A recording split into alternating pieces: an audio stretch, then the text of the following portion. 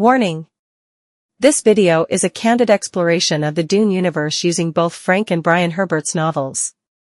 This video may also include discussions of violence, sexual situations, and drug use.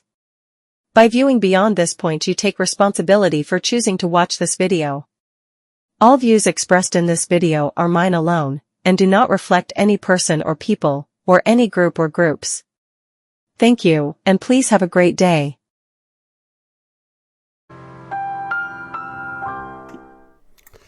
Hello and welcome to this video. I hope everyone is doing well, I hope everyone is having fun, and I hope the universe is treating you fairly. Today we are going to be talking about God Emperor Dune by Frank Herbert. This is in my continuing series of the Dune Universe in my own words. This is a beginning of a new trilogy. The first trilogy of books were Dune, Dune Messiah, Children of Dune. The last three, the next three books in the second trilogy are God Emperor Dune, Heretics of Dune, and Chapter House Dune. And for me, of all six books, don't get me wrong, I enjoy all six books. And the margin between the one I love the most and the one not so much is slightly less than the width of a hair. It is one of those books, or series of books, that kind of, I have found you either like it or you don't. I know people that love the first three books that cannot stand the last three.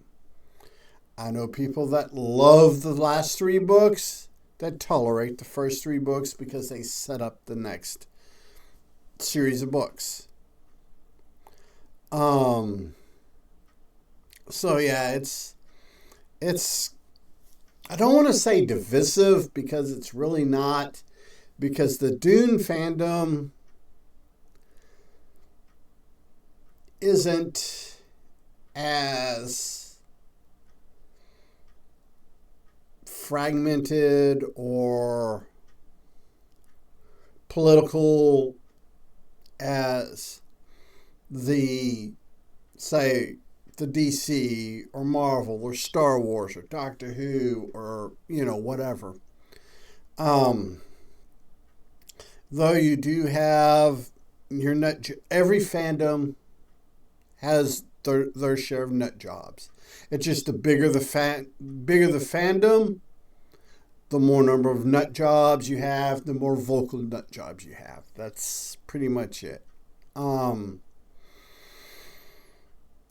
This book, God Emperor Dune, is, of all the books, is probably the most philosophical. We deal with God Emperor Leto, who at this point has fully transformed into a sandworm human hybrid. We're roughly 3,500 years after the end of Children of Dune, and the old worm is brought humans through or down the golden path. The path that his father, Paul Atreides, basically rebuked. Paul saw what had to be done, and was like, I can't do that. Whereas Leto, being awakened to everything in his mom's womb, Chani's womb, and was able, him and his sister Ganima, were able to not fall into abomination like their aunt. And Leto saw the golden path and understood that his own feelings, that his own beliefs, his own trauma, the PTSD that he was going to suffer for this would save hundreds of millions and billions of lives. Okay, hundreds of billion lives. So that's what he did. He became the tyrant. Despite the pain of it, the anguish, the internal strife, because he's an Atreides.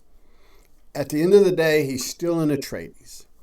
And the Atreides, of all the great houses and of all the stuff that came before Leto, were probably the closest to an honorable household that you're going to get in this universe. They're the closest to good guys that you're going to get in this universe.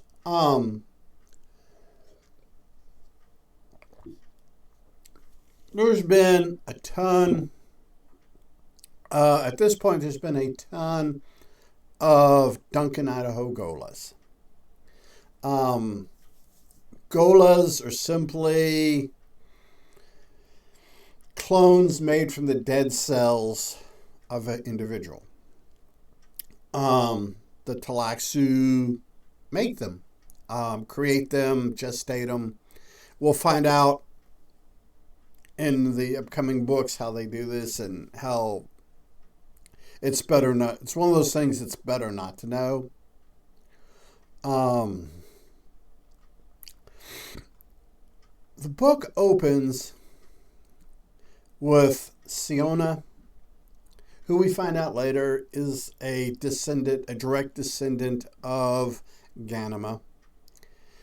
Siona and some fellow anti-government radicals are stealing a bunch of the diaries of Leto, the God Emperor. And they basically, it's worth reading. It is, what makes this opening beautiful is the descriptions of the jungle they're going through, the river they got to cross, the wolves that are chasing them. And she winds up putting the good of the species ahead of the lives of her counterparts, her colleagues, not counterparts, her colleagues. They get mauled and eaten by the wolves. And Leto is watching all of this go down on security cameras. And he's elated. He is happy that they did this. They got this. They stole these things. Because one of the things that he's been doing for the last 3,500 years, besides being a tyrant, a ruthless, invincible tyrant, that he's also festered the sentiment that would eventually overthrow and kill him. He's kind of playing, kind of burning the candle at both ends.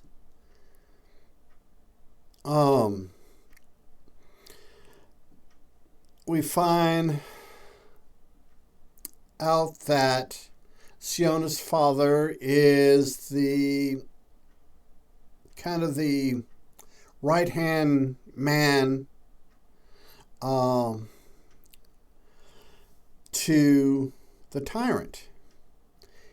And in his youth, he was this radical anti-government. And over time, just over the generations, these descendants of his sister, he stokes this anti-government, anti-worm, just to break him. And he knows when he gets the descendant that he can't break,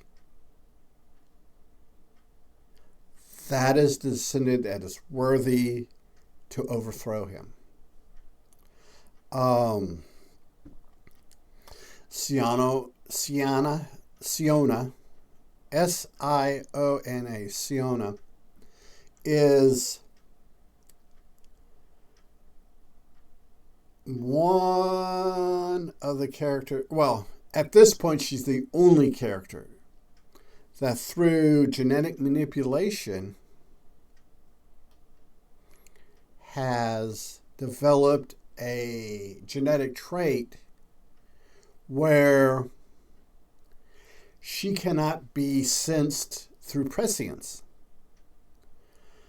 And this elates Leto. Leto is just so happy about it. And he's just happy that maybe this is the one. This is the one, because this is the one that's going to do it. The one that's going to overthrow me and get things done. We come across introduced to the latest Duncan, Idaho Gola. And a long string of Golas. We find out that Duncan, Idaho is also very much,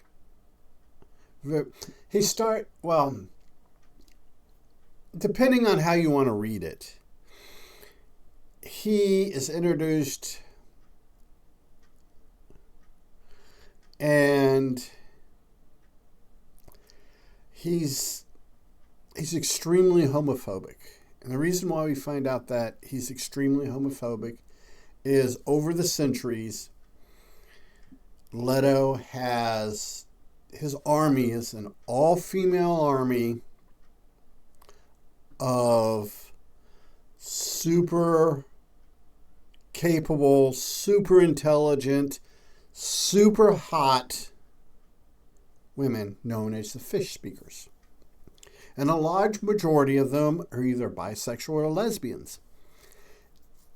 And Duncan doesn't deal with this real well. And depending on how you want to read it,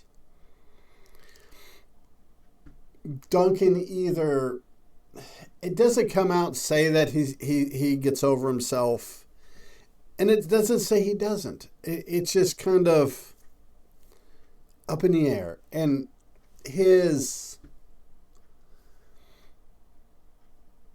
blatant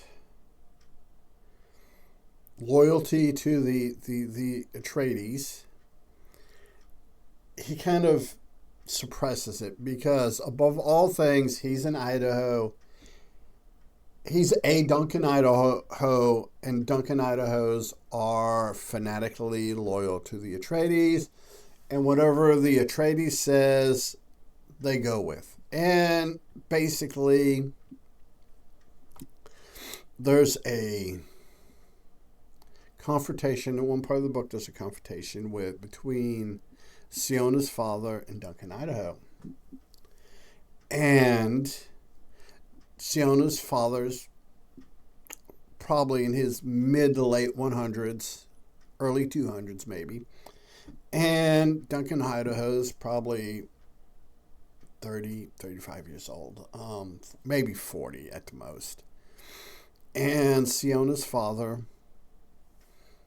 beats his ass and basically tells him, look, the God Emperor has put you in charge of the fish speakers. Get over yourself. You know, people are going to be people. Deal with it. Oh yeah, beyond. By the way, you need to make babies with Siona. And he's really not up to being a stud bull for the God Emperor. And this whole thing starts this flame of rebellion within the Schola. We find out through the story that over these 3,500 years, some of the Duncan, Idaho Golas managed to live to a ripe old age and die of old age, natural causes. But most of them were killed by the God Emperor because, well, he stoked the whole revolution thing into the Duncan, to the Idaho Golas, and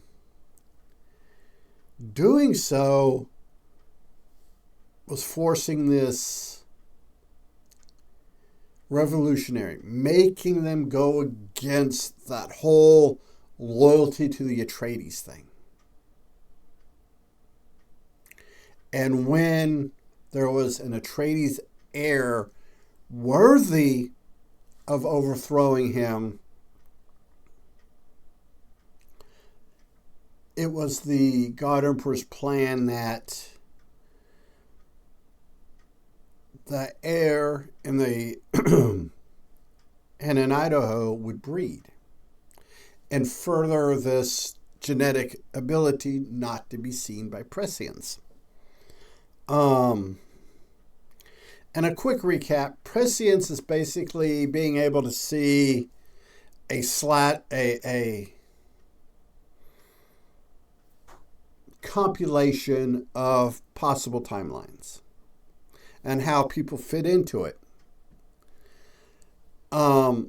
This trait that Siona carries, you're invisible. You don't show up anywhere. You're invisible to prescience. And that's one of the things that the God Emperor was trying to get, because if you're invisible to prescience, you can do things that people can't predict. They can't go, oh, okay, this person, we've seen this. Other prescient users, the Bene Gesserit, the guild navigators and stuff like that, have prescient abilities. And the guild steersmen, the space guys, the guys that travels through space. And if you're invisible to them, you're invisible to anybody with prescience, it frees you. You can do things, you can think things, and they can't find out in advance. They can't know what you're going to do before you know what you're going to do, type thing. We get introduced to the character of Wee, who is a Talaxo creation.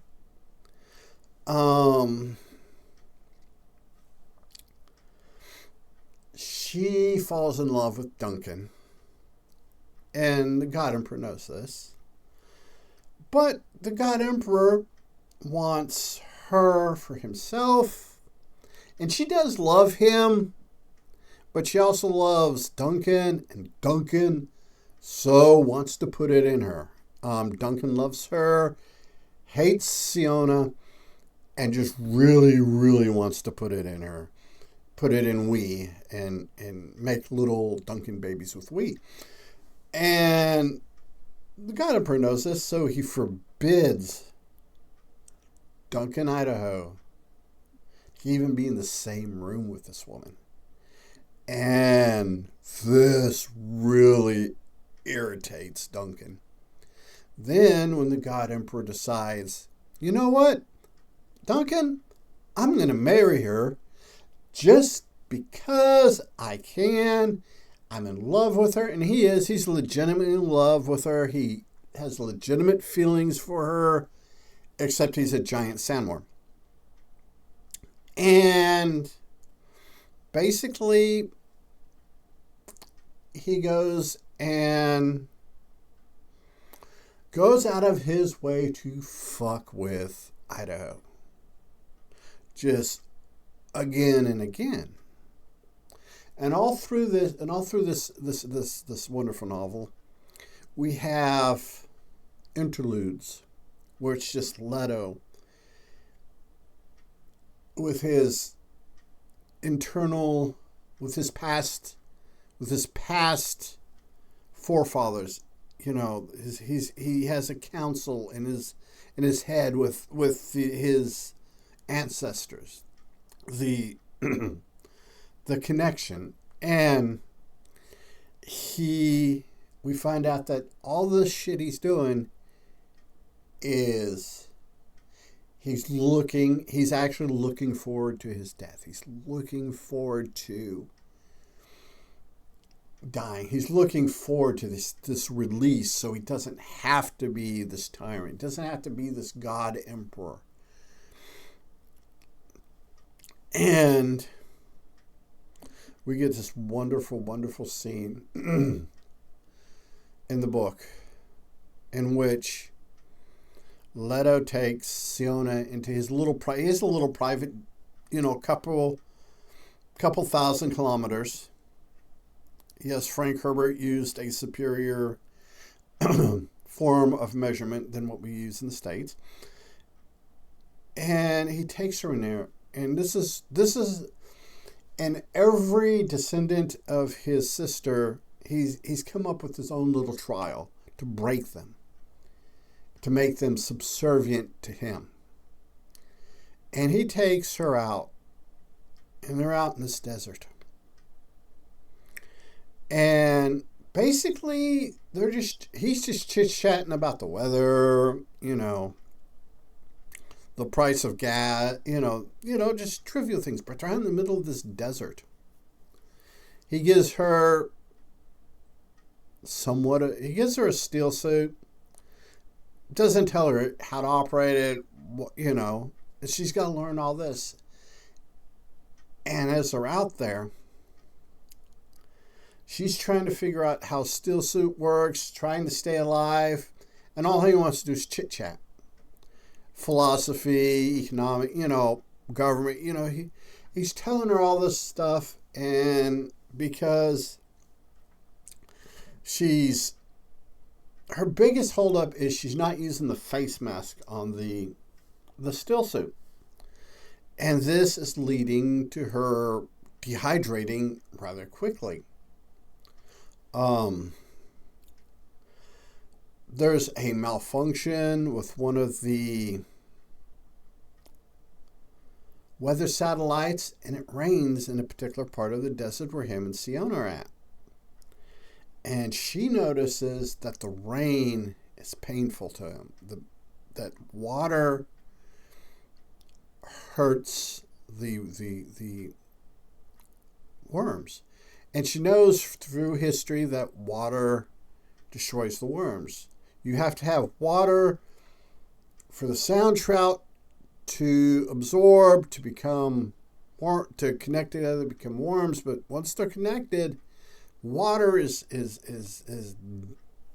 death to the worms. And she catalogs that because all the different assassination attempts, people have tried to poison them, it didn't work. Tried to shoot them, it didn't work. Tried to bomb them, didn't work. So she kind of follows. She's like, hey,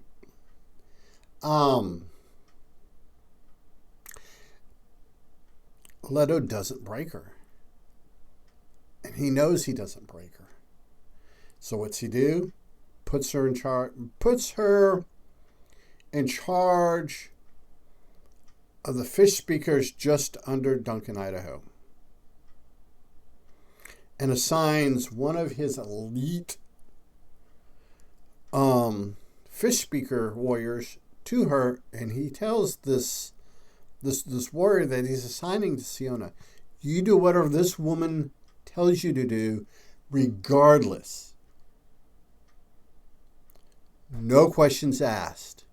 Don't come to me. Don't think of me. If she tells you to do something, you do it. Period. End of statement. Because Leto is hoping that Siona is the one to end his reign, to finally end this, 3,500 years of tyranny. Tyranny, he knows tyranny is wrong, but it's this tyranny that forces people to think outside the box, forces them to, do things covertly. It strengthens them. How do I beat the government? How do I do this? How do I do that?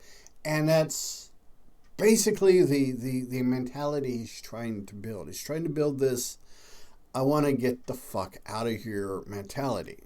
But to do so, we have to overthrow the worm. So we break all the monopolies and we can go and do stuff.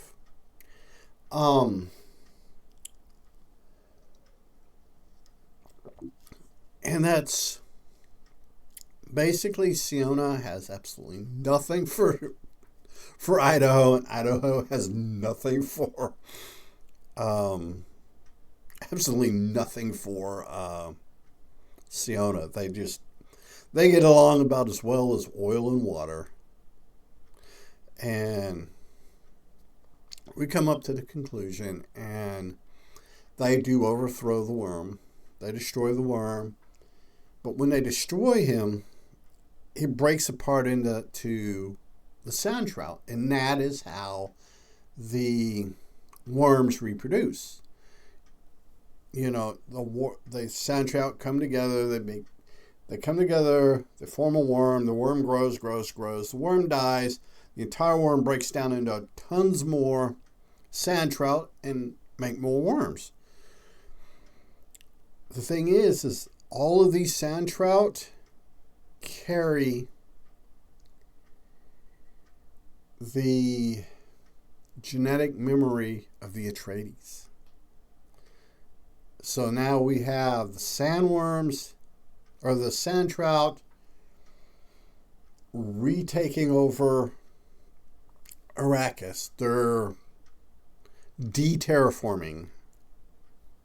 I don't know if I don't know if it's technically terraforming again, because they're slowly converting it back into the hostile desert planet of Paul Atreides. And except the worms have that Atreides, that Atreides sense of honor and duty and what have you. Wee gets killed in the process, which devastates Duncan, and Duncan grudgingly has a fling. It's implied, it's never said outright, it's kind of implied that him and Siona kind of make some babies. We also find out through this story that over the different generations, you have selective Idaho Atreides breeding, and you have technically, I guess, Gola. The Golas, because it's the same genetic blueprint used each time.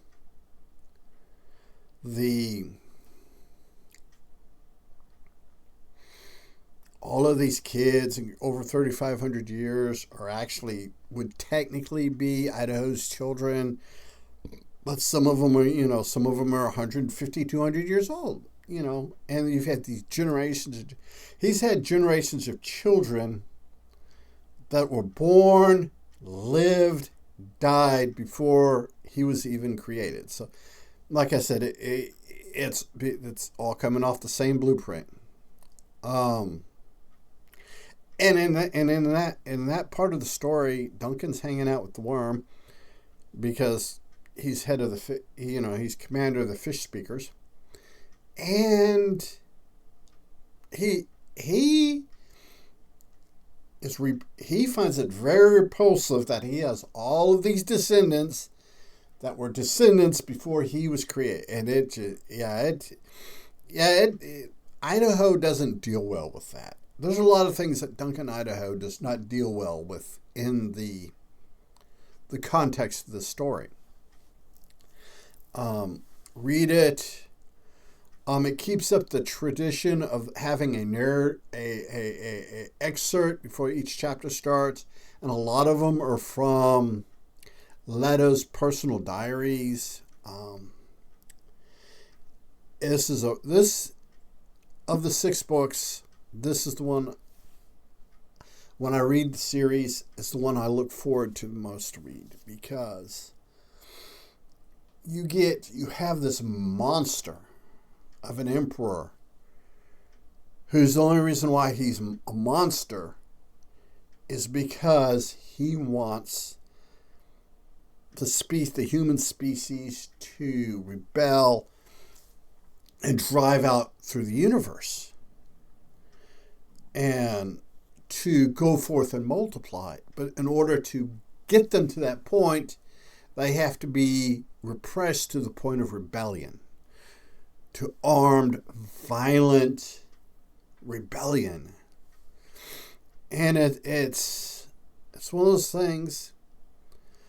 And this book came out in 1981, right at the start of the Reagan era. He was probably writing it when Ford and Carter were presidents, but it came out in 81, and you're like, ick. And there are strong parallels to things like the gas shortage, the energy shortage, all the stuff going on in the 70s. And like Alien, like the movie Alien is a play on how big corporations fuck the little guy with their conquest for, resources. This is kind of that same story, but told from the corporation's point of view of, yes, we know we're assholes, we know we're fucking these people over, but hopefully they get their shit together and rebel. There's some wonderful, wonderful dialogue. There's well written. This is one of the books where I have to listen to it as an audiobook, because if I read it, if I'm reading a hard copy of the book, I will read it and read it and read it, and the wife will come in and tell me to put it down, turn the light off, and go to fucking bed. Or if I'm listening to it on my earbuds, I fall asleep. I'm not keeping the wife up. I don't have lights turned on, and it just makes life easier, because this is one I will go back on the audiobook. Well, a lot of times what I like to do is have the hard copy, and listen to it and read it. Then rewind, and I'll read / listen to the same chapter over and over. Like chapter 15, and I'm pulling that chapter out of my butt 2 or 3 times, just because every time, because you listen through it and you get all the high points. You listen to it again, you already got the high points, so you don't have to pay attention to those. And you get these little nuances, these little things, these little morsels, these little bits of fleshing out the backstory, fleshing out the world, in his world building. And Frank Herbert writes, or he did write, a lot like King does, Stephen King, that you'll get, 3-4 paragraph backstory on a character whose only relevance in the book is to sell a character a necklace or a trinket or this or that. But it's not Mario Puzo crazy where you'll get 2 chapters on the guy that shot the 2 mobsters coming out of the building who was dressed like a cop. Mario Puzo, if you like world building, you'll love Mario Puzo's writing. He wrote The Godfather and a bunch of other mobster type books. I think he wrote Scorpio, but don't quote me on that. I'm not real sure right off the top of my head on that one. But if you want like minor character world building, read Puzo. Matter of fact, we spent half of a chapter on Michael Corleone's brother. I can't think of his name. On how massive his cock is. Yeah, we spend like 10-15 pages talking about this major character who dies in an ambush at a toll road. Yeah, Mario Puzo gives us half a chapter on his cock. So, if you like that kind of detail, read Puzo.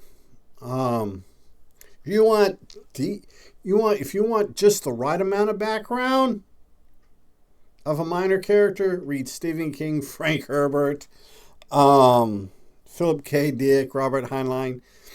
They give you enough to go, okay, this is why this character is relevant to this scene. Like I said, it is well written. Herbert does not rely on sci-fi stuff for a lot of it. A lot of it is internal monologue. A lot of it is he uses sci-fi versions of things that we already have, like diaries and pens and pencils and rooms, stuff like that to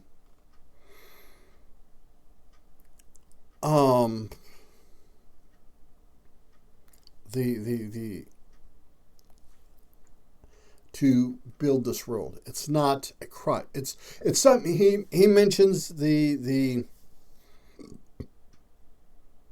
writing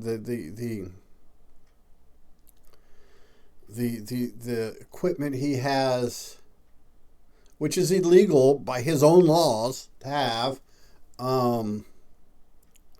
has basically a diary that's connected directly to his brain, and whenever he's thinking, it's documenting it in diary formation.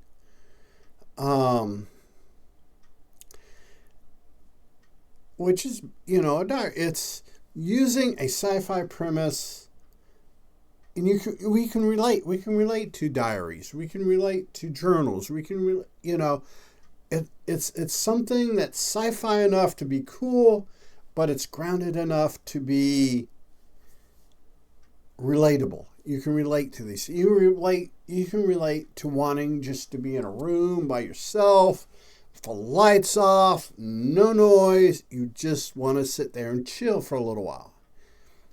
We have that. It's just Herbert does this awesome job. Like I said, now the next book is going to be Heretics, and Heretics takes place about 1800 years after the end of this book, and there's about a 10-year gap between Heretics and Chapter House. I'm still up in the air whether or not I'm going to ever cover the last 2 books that when Herbert died, he had outlines for 2 more books and possibly a 3rd book, another trilogy. And his son, Brian Herbert, wrote based on these outlines, And Brian Herbert is not a bad author. He's just not a good one. And it's just, we don't know. I don't know if I want to do that yet. So, it depends whether or not what they do with the series, the series on the television shows like Dune Prophecy. They took a lot of elements from Brian Herbert books and they made good, competent, coherent stories out of the elements. Brian Herbert, I've said this in other videos, Brian Herbert has some beautiful ideas, some wonderful ideas. He just doesn't have the writing skill to pull them off. And I'm like, I can relate to that because I have ideas, but I have no way to implement, no way to get them out. I understand that. I don't hate Brian Herbert's writings. It's just, they're there. I enjoy them. They're just not, but I go into it knowing that it's not going to be as good as his father's writings. And if you keep that in mind, it's a lot easier for you to enjoy Brian Herbert's works. So, until next time, everybody, be a good human. Be good to other humans. Peace. Hey, it's 10 p.m. Do you know where your children are?